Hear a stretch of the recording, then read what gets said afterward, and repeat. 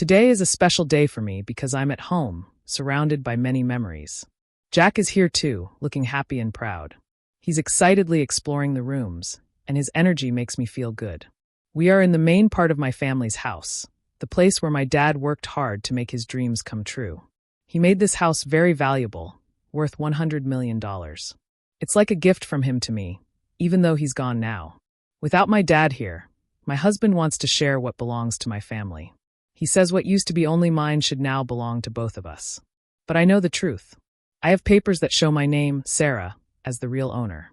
I'm 42 years old and work in digital banking. This job is more than just a success.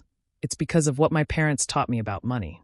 They taught me to be careful and responsible with money, lessons I still follow today. Growing up with money, my parents taught me to respect it and not take it for granted. Despite our wealth, they made sure I didn't grow up spoiled. My allowance was just like everyone else's, and we didn't eat fancy meals all the time. I went to a regular public school, not some fancy private one. But somehow, rumors about us being super rich spread anyway. People thought my life was all about luxury and fun because of our big house and money. Sarah, with your huge house and all your money, life must be easy, right? You must have all the cool gadgets and games. Can we come over and play? People often asked me these questions, thinking I had everything. But the truth was, my life wasn't as extravagant as they thought. I didn't have the newest toys or gaming consoles, but people still assumed I did. Sometimes, it felt like everyone just wanted to be my friend because of my family's money. Sarah, you're rich, right? Can you lend me some money? People asking for money always made me uneasy. It felt like they didn't understand the values my parents taught me. Then I got into a tough spot when I accidentally broke Maria's gaming console. I didn't have any money at that moment, which made things even worse. Around the same time, Julie and I became classmates. She asked if I had told my parents about the accident, but I was too scared of disappointing them to say anything. I can't tell them. They might get mad. That's why I'm asking you, Sarah, she confessed. Saying no felt awful, especially since I didn't want things to be awkward at school. But my parents were clear about not lending money, so I had to apologize to Julie and explain that I couldn't help. After I couldn't help Julie, she ended up crying, and soon rumors started flying around. People accused me of not helping a friend in need, even though my family was well off. I tried to explain that I didn't have any money to spare, but it didn't seem to matter. Then Maria said something that really hurt. She suggested that I cared more about money than friendship. Things got worse when Maria and Julie started spreading lies, saying I owed them money and refused to pay for the broken console. The school found out the truth eventually and scolded Maria and Julie. But instead of stopping, the rumors got worse and even reached my parents. My dad decided to deal with it and organized a meeting with their families. Even though they said sorry, I decided to stay away from Maria and Julie after that. I still had to deal with their looks and whispers, but at least there were no more direct confrontations. During dinner that night, my dad shared advice that stuck with me for years. He said it's important to stand by your decisions, especially when it comes to money. Sarah, it's okay to say no, he said with a smile.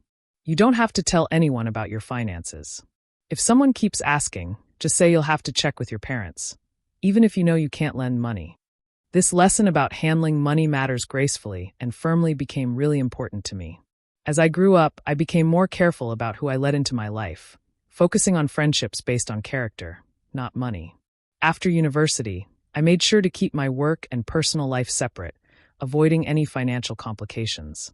This whole experience taught me the importance of setting boundaries in both friendships and finances, and it shaped who I am today.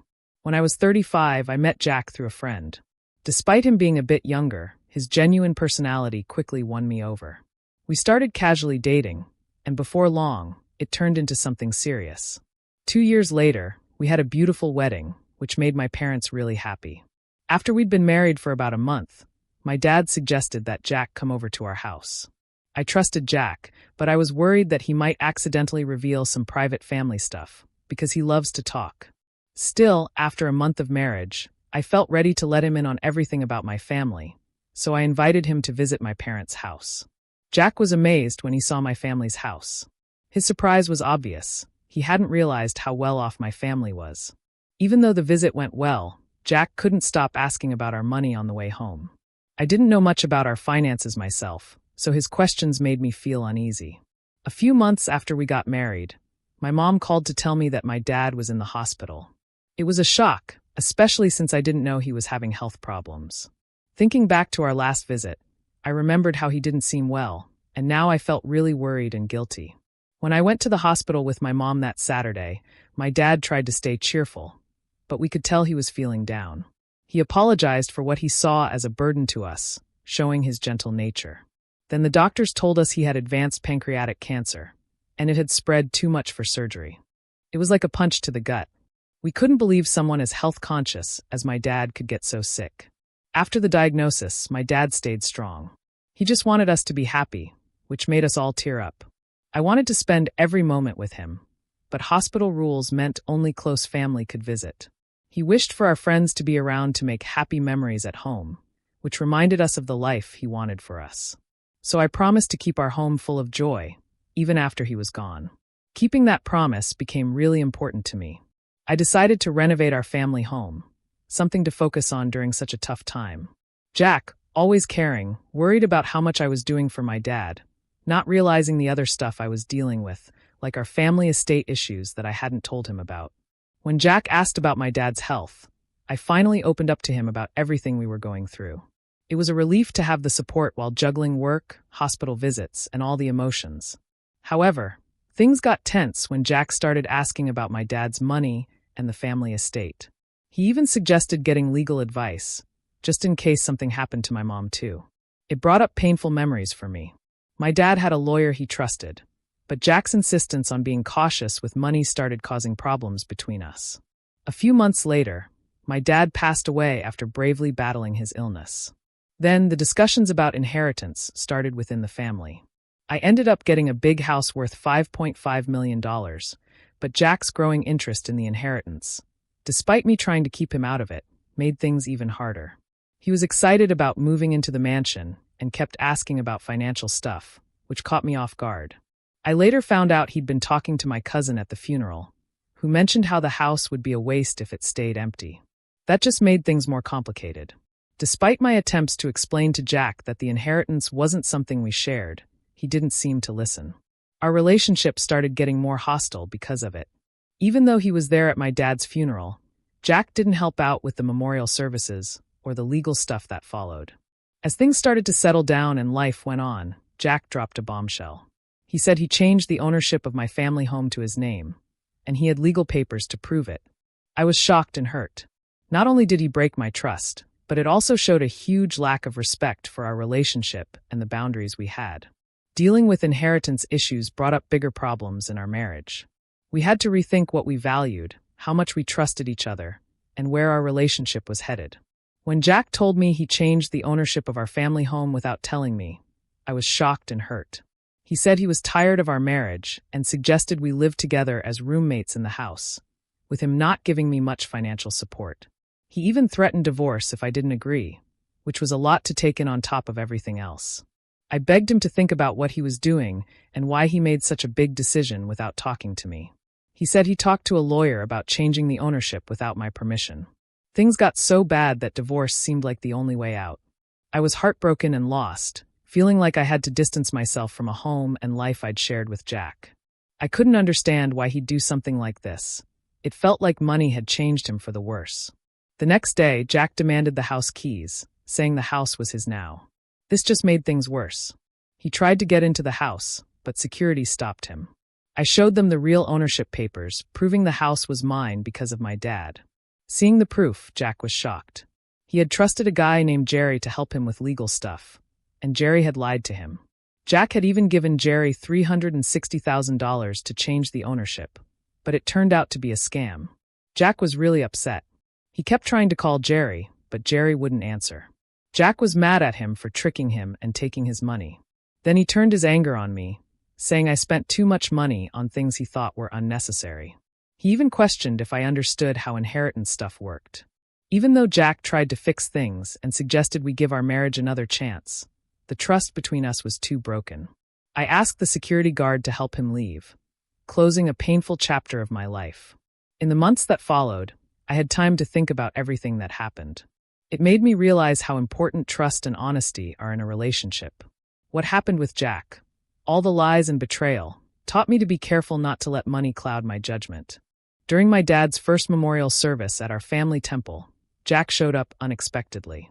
Since our divorce, things hadn't been going well for him. He didn't have a job, he had money problems, and it seemed like the people he trusted had let him down. He looked really sad and lost, standing there in contrast to the solemn occasion. As he tearfully tried to apologize, his actions unintentionally disrupted the memorial, causing a commotion among my relatives. Despite his emotional distress, I had to ask him to leave, and security had to step in to make sure it happened. It was a difficult moment, especially during such a solemn occasion, leaving me with mixed emotions, but also a strong desire to move forward and leave our past behind. I decided it was time to leave my parents' home, something I'd been planning for a while. I found a new place to live, cutting ties with Jack for good. Meanwhile, Jack kept coming to the family property, which we had turned into a rental villa. My mom and I ran the villa together, turning it into a happy place for many people to visit and enjoy. On his side, Jack seemed to be trying to make positive changes. He got a new job and was really focused on starting over. Turning our family home into a rental villa not only honored my dad's vision, but also created a welcoming place for guests from all walks of life. The villa, known for its stunning views and beautiful garden, became really popular. We hosted all sorts of events there, from small weddings to big family parties. Working on it with my mom brought us even closer and made us really happy. As the villa became more successful, we decided to add more features to make it even better. We put in a swimming pool, a cozy outdoor lounge, and a fun area for kids to play. We were really committed to making sure our guests had an amazing time, and it paid off. The villa became a top spot for people looking for a peaceful getaway and unforgettable experiences. This whole project wasn't just about making money. It was about making my dad's dream come true and creating special memories for our guests. Taking care of the villa's garden filled me with a deep sense of happiness. Seeing our family home turned into a place where people could come together, have fun, and make lasting memories made me really proud. I could almost imagine my father looking down with pride at what we had accomplished, bringing his dream to life.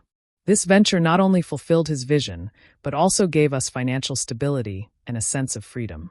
Along the way, I learned important lessons about trust, money, and the strength needed to forge my own path, separate from the challenges of the past. In this journey of self-discovery, I discovered that facing difficulties can actually make you stronger and more determined. I heard from friends that Jack is changing his life. He found a good job and is learning from his mistakes.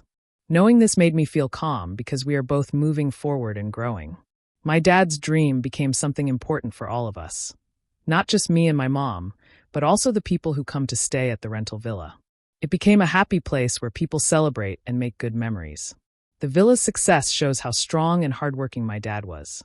We didn't just build a house to rent. It's a place full of joy and proof that if you dream big and work hard, great things can happen.